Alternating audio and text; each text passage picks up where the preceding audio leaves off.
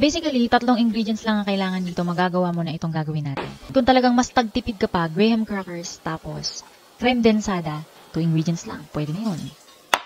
Ito na yung mga optional ingredients. Dahil hindi ko masyadong bet ang fruit sa aking graham ngayon, kaya napili kong maglagay na lang ng chocolate and nuts. Pero para maging budget-friendly itong ating recipe, pwede kayong gumamit nung ordinaryong mani, yung peanuts. Pero dahil ang tagal na naka-impact ng mga ito sa aming bahay, sayang naman baka sila, gagamitin ko na. Siyempre, don't forget to chill your all-purpose cream and condensed milk sa inyong refrigerator overnight para mas mag-thicken yung consistency niya at mas ma-hold niya yung kanyang shape. Lalo na mamaya kapag ka whisk nyo. Simot. Kailangan nating simutin yan dahil ang mahal pa naman ng mga bilihin na yun. At dahil chiningan natin siya, kaya ang ganda ng consistency niya. So, bago ko siya i-whisk, hinalo-halo ko muna siya para hindi magtalsikan pagka gumamit ako ng hand mixer mamaya. Kung wala kayong hand mixer, don't worry. Basta i-chill nyo lang overnight, pwede kayong gumamit ng manual whisk. Minix ko lang hanggang sa mag-double ang kanyang size.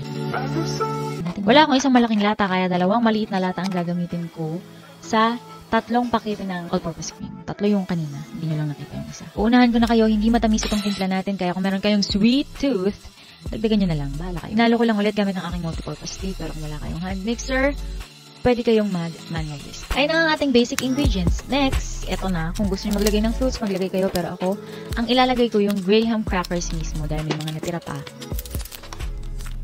Pwede din kayo maglagay ng biskwit ng inyong mga anak. Kaya nitong tiger. Uy, tiger, baka naman. Durug-durugin lang natin at ilagay natin lahat dyan. At para sa ating mga viewers, kamusta po kayo? Ano ang inyong mga pagkain ngayong araw na ito? At taga saan ka? Comment down below. Para sa ating complete list of ingredients, pinupost ko po yan sa description box below.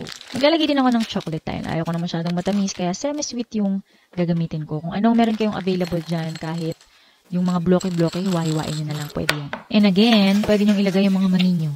Bahala kayo kung anong mani ang gusto nyo ilagay, pwede yung peanut. Gagamit ako nitong aking baking pan, kung anong mga container ang meron kayo dyan, pwede yan. Square or rectangle. Maglalagay ako ng wax paper para mas madali siyang hugutin kapag hiwa-hiwain natin. Ito nga yung ating graham crackers. Mas maganda, syempre, yung hindi durog-durog ang mabunot nyo para magamit nyo ng maayos. Inassemble ko lang sa aking container at naisip ko, baliktarin ko para mas magandang tingnan. Inilagay ko lang yung aking cream mixture pero hindi ko muna siya pinuno. And then, nilagay ko lang yung mga natirang fillings, chocolate nuts and crackers. Pagkatapos, kinover ko na ulit ng ating cream mixture and then top it with graham crackers. So, yun yung ating last layer. At syempre, gagawa pa tayo sa ating isa pang container. Ito, mas mataas to. Kaya yung lahat ng mga natirang cream mixture, ilalagay ko na dyan. Mas makapal, mas magandang tingnan. And then, bago nyo tirahin, syempre, ilagay nyo muna sa inyong freezer overnight. Mas maganda merong cover para hindi matulutuluan yan ng mga tubig.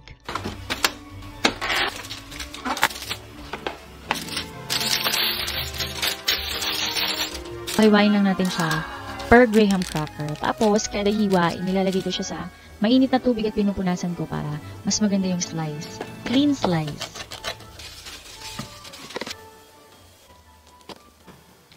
Ayan na nga. Syempre, enjoy na natin yan at pwede nang iserve sa inyong mga bisita. Ito na nga guys ang ating graham ice cream sandwich. Pakasarap na guys. Tamang-tama lang yung tamis. Hindi nga siya masyadong matamis actually. Kaya kayong bahala kung magdadagdag kayo ng condensed milk. Kaya naman i-try nyo na, lalong-lalo na sa darating na holidays. And comment down below kumusta ang inyong experience dito sa ating graham ice cream sandwich. At dahil dyan, ako nga palang inyong sinerang ininyera, Jenny Cusin Silvestre. See you in my next vlog!